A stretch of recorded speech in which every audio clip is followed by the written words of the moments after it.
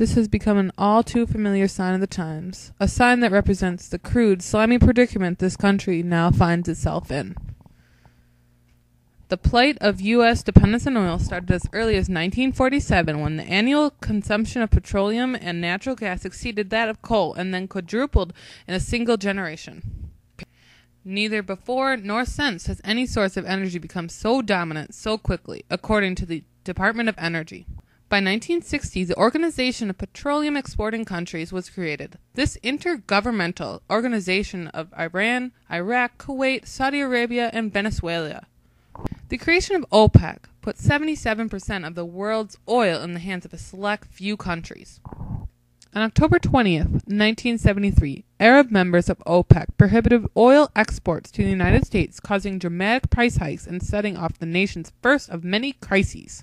In the United States, we spend $1 billion on oil every day.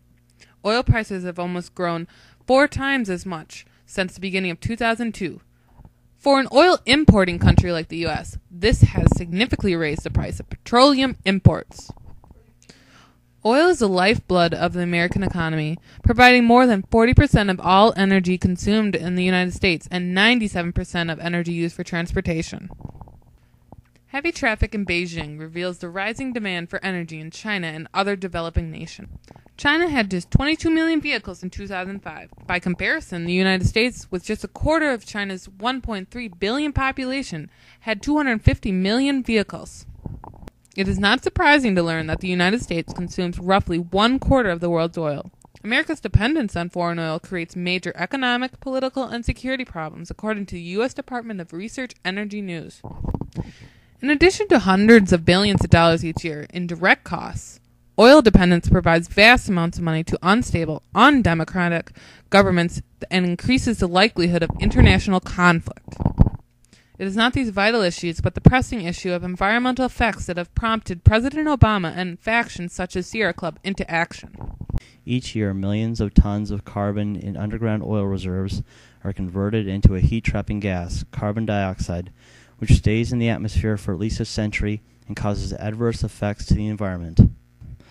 On April 17, 2009, under the leadership of President Obama, the EPA formally acknowledged that greenhouse gases such as CO2 are a danger to public health. These dangers are one of the reasons Sierra Club concentrates its lobbying efforts on the legislative branch of our government, helping many oil-relevant bills to pass through Congress, such as the Energy Independence and Security Act of 2007. This increased the corporate average fuel economy to 35 miles per gallon by the year 2020. Sierra Club also concentrates its efforts on the judicial branch by serving as amicus curiae in multiple court cases. Sierra Club has also formed many coalitions on the local, state, and national levels, funded television, radio, and print ads, as well as petitioning the EPA for environmentally clean vehicles. Sierra Club Political Action Committee also donated over $1 million in campaign contributions towards the 2008 election cycle. Without everyone's involvement, change will not come easy. American motorists forget the pressing need for independence from oil when oil prices drop. This apathy helps perpetuate our situation. There are numerous ways to get involved to help reduce overconsumption of oil. Ride-sharing, urging Congress to pass bills that are energy smart, and buying fuel flex vehicles which allow use of an alternative energy source. But there are always speed bumps in the road to change. Automakers are the major opposition to Sierra Club because of their stake in the oil industry and the expensive stipulations that have been required of them, such as CAFE standard increases. Small measures such as increasing CAFE standards and requiring new vehicles to meet fuel flex standards are not enough to make a serious impact on oil consumption. Only 7% of Americans buy new cars each year, making the CAFE standards ineffective overall.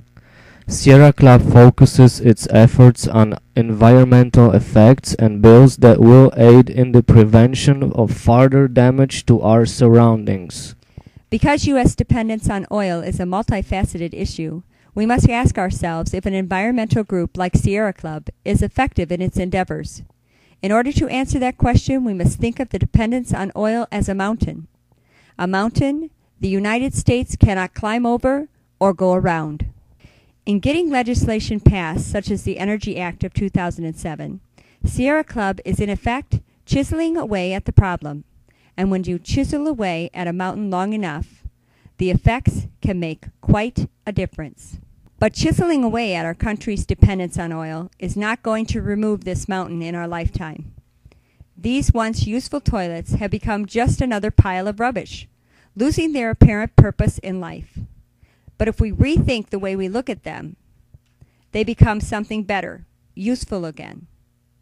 Similarly, our oil problem needs to be readdressed. The most fundamental problem with dependence on oil is no substitutes. Most goods in our economy have an alternative. For example, if the orange crop fails and juice prices rise, you can switch to milk, grape juice, or water. With oil, there are no widely accessible substitutes. If events overseas cause gasoline prices to rise, you have two choices: pay more or drive less. As early as 1925, Henry Ford envisioned an America that would grow its own fuel.